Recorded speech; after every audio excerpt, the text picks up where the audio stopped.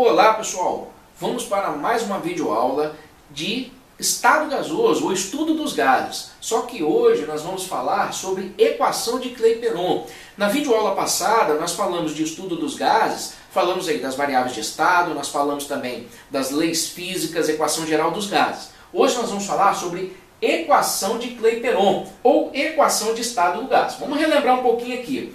Na aula passada, na videoaula passada, nós falamos sobre a relação ali, ó, P vezes V sobre T, sempre ser um valor constante. É isso? E aí quando o gás passa por uma transformação, a gente viu que P1 vezes P1 sobre T1 é igual a P2 vezes V2 sobre T2. Né? Só que agora eu vou falar da equação de estado, ou seja, num determinado recipiente. Como é que eu vou analisar, como é que eu vou estudar esse recipiente que contém esse gás? Se P vezes V sobre T é sempre um valor constante, vamos considerar o seguinte, vamos dar um número agora, vamos dar uma letra, vamos dar um nome para essa constante. Né? Ali, ó, para um mol de qualquer gás, a gente pode dizer o seguinte, que P vezes V sobre T é igual a um valor constante, nós vamos chamar essa constante agora, ou esse valor constante nós vamos chamar de R. Esse número 1 aqui na frente é porque nós estamos considerando aqui que é para um mol de gás, ok?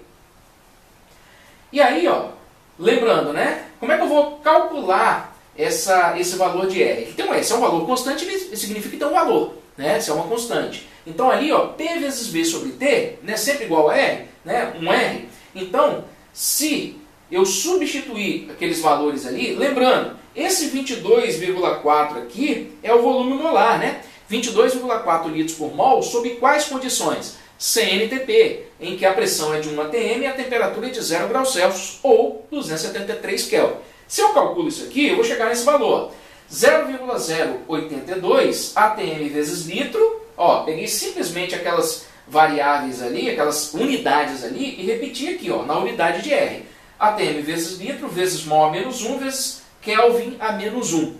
Isso porque eu estou trabalhando com a pressão em atm. Mas eu falei para vocês que na aula passada sobre gás, eu falei que nós podemos trabalhar também com pressão em milímetros de mercúrio, não é isso? Podemos trabalhar com a pressão em Pascal. Então, se eu trabalhar com a pressão em outras unidades, como é que eu vou relacionar isso aí? Ó? Fazendo o mesmo cálculo, se eu trabalhar com a pressão em milímetros de mercúrio, eu vou ter R igual a 62,3. Se eu trabalhar com a pressão em quilopascal, eu vou ter 8,31 quilopascal vezes litro, vezes mol menos 1, vezes Kelvin menos 1. Tá? Isso aqui, normalmente a questão não te fornece esses valores, né? Mas são valores simples de você gravar, né? 0,082 para pressão em atm, 62,3 para milímetros de mercúrio e 8,31 para quilopascal. Olha, se para um número de mols igual a 1, a gente colocou no slide anterior que P vezes V sobre T era igual a 1R, e se eu tiver um número qualquer de mol do gás, né, que eu chamei aqui de N? N é proposital, né, gente? Porque nós vimos lá na aula de grandezas e também na aula sobre gases, né, que quando eu quero calcular o número de mols do gás, o que eu fazia? Eu pegava a massa e dividia pela massa molar, né, e chamei esse número de mol de N. Então, se o número de mols for um número de mols qualquer, que eu chamei aqui de N, essa fórmula, essa relação P vezes V sobre T, ao invés de ficar igual a 1R, vai ficar igual a NR. Rearranjando essa equação para poder ficar mais fácil de eu gravar, eu vou ter aqui, ó, PV igual, né, peguei a temperatura lá, joguei para o segundo membro multiplicando, P vezes V igual a nRT. Essa aqui é chamada equação de Clapeyron, ou equação de estado do gás. Né? E ainda mais, se N, que é o número de mols, é igual a massa sobre massa molar, eu posso substituir esse valor na equação de Clapeyron. E se eu substituir esse valor na equação de Clapeyron, eu vou ter isso aqui, ó. P vezes V é igual a massa sobre massa molar, vezes R vezes T. Né? Essa aqui seria a equação de Clapeyron modificada.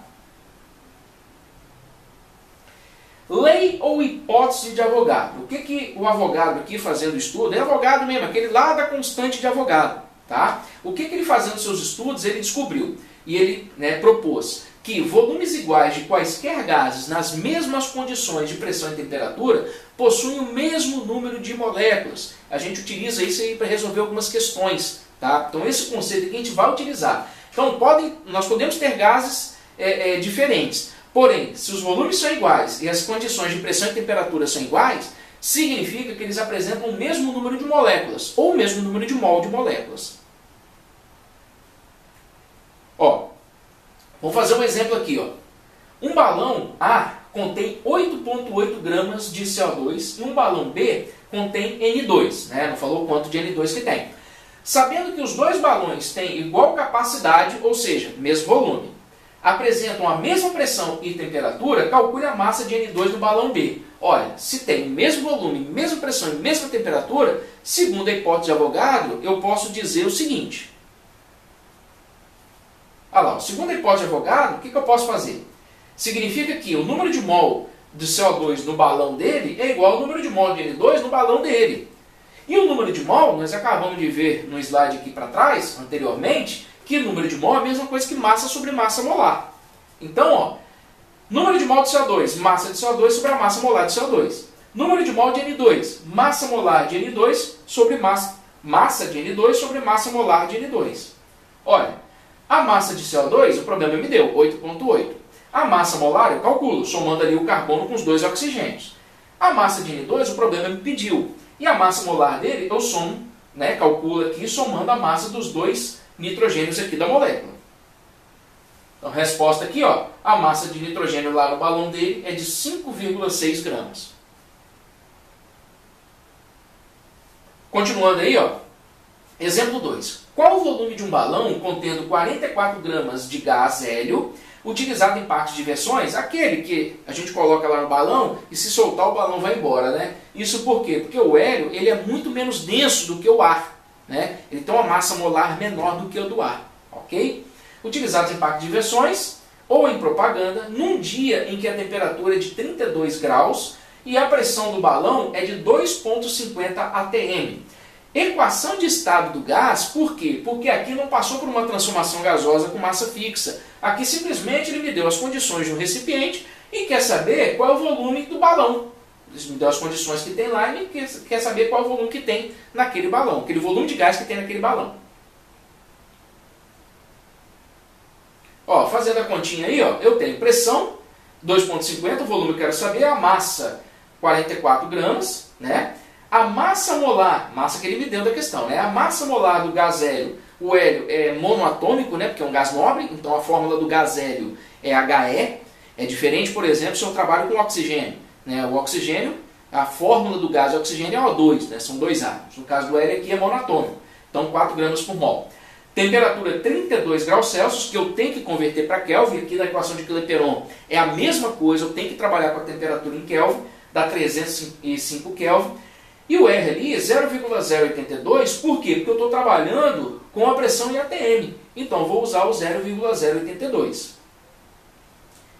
A equação que me permite fazer esse cálculo é PV igual a nRT. Só que, como eu tenho massa e massa molar, eu tenho dois caminhos aqui.